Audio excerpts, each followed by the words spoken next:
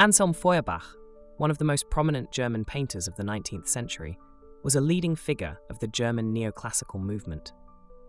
Known for his idealized, dignified depictions of classical antiquity and mythological subjects, Feuerbach stood apart from the growing currents of realism and impressionism that swept through Europe in his time.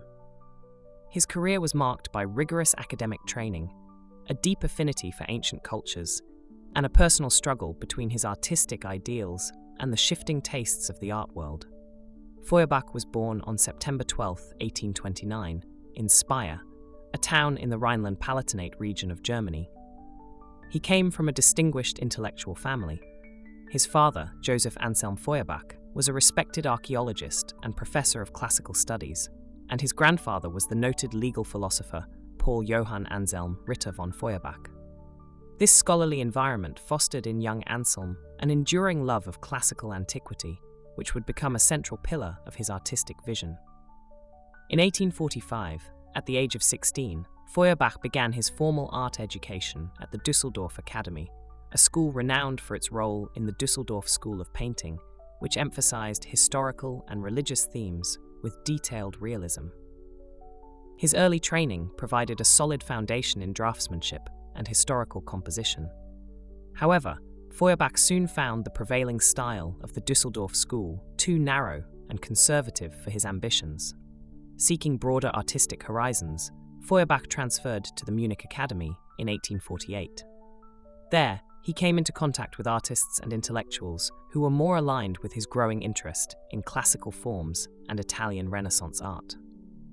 But it was in Paris, where he moved in 1851, that Feuerbach encountered the decisive influences that would shape his mature style.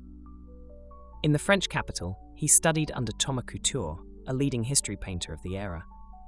Couture's atelier emphasized grandeur, clarity of form, and the revival of classical themes, which resonated deeply with Feuerbach. Feuerbach's years in Paris coincided with a period of artistic experimentation and ferment. While many of his contemporaries were embracing realism and moving toward modern life as a subject, Feuerbach remained committed to the timeless ideals of beauty, harmony, and moral elevation rooted in antiquity. He also became a lifelong admirer of the Italian Renaissance masters, particularly Titian and Raphael, whose serene compositions and idealized forms he sought to emulate. In 1854, Feuerbach traveled to Venice, Florence, and Rome, journeys that profoundly deepened his connection to the classical world. He eventually settled in Rome in 1856, where he became part of the German expatriate artistic community. The Eternal City, with its ancient ruins and Renaissance treasures, provided him both inspiration and a refuge from the evolving tastes of the Northern European art scene.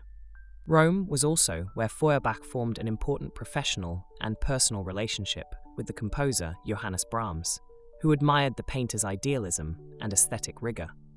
During this period, Feuerbach also met Anna Reisi, his principal model and muse, who came to personify for him the serene beauty and nobility of classical womanhood. Their association, however, was eventually marked by emotional tension and personal disappointment. Though based in Italy, Feuerbach maintained ties with Germany and exhibited his work regularly. In 1861, he was appointed a professor at the Academy of Fine Arts in Karlsruhe, where he influenced a generation of young German artists. In 1873, he accepted a position at the Vienna Academy of Fine Arts, one of the most prestigious art institutions in the German-speaking world. Despite his academic roles, Feuerbach often felt alienated from the institutional art world. He was disillusioned by the public's preference for sentimental or genre paintings, and struggled to gain widespread recognition during his lifetime. Feuerbach's paintings reflect his dedication to a noble, elevated conception of art. His subjects were drawn primarily from ancient history, mythology, and classical literature. He eschewed surface detail in favor of monumental compositions, serene facial expressions, and idealized forms. His color palette, often subdued, recalled the Renaissance masters he admired. His work was not meant to mimic nature, but to present an idealized vision of human dignity and emotional depth. Toward the end of his life, Feuerbach became increasingly withdrawn and melancholic. He felt misunderstood by both critics and the public, and he viewed the rising popularity of more modern, expressive, or naturalistic art forms as a betrayal of artistic integrity. In 1877, feeling isolated in Vienna, he resigned from the Academy. His health deteriorated, and he died on January 4, 1880, in Venice, at the age of 50. Though largely underappreciated during his lifetime, Feuerbach's reputation grew after his death. His rigorous classicism, intellectual depth, and commitment to artistic ideals came to be seen as embodying a unique and noble strand of 19th-century German art. His writings, published posthumously as Ein Vermächtnis, a legacy, revealed his thoughtful reflections on the role of art and the artist, further cementing his legacy.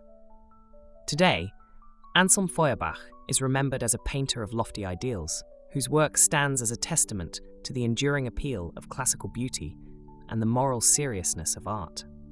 His life and art remain an important chapter in the history of European painting, one defined not by conformity to trends, but by an unwavering dedication to timeless principles.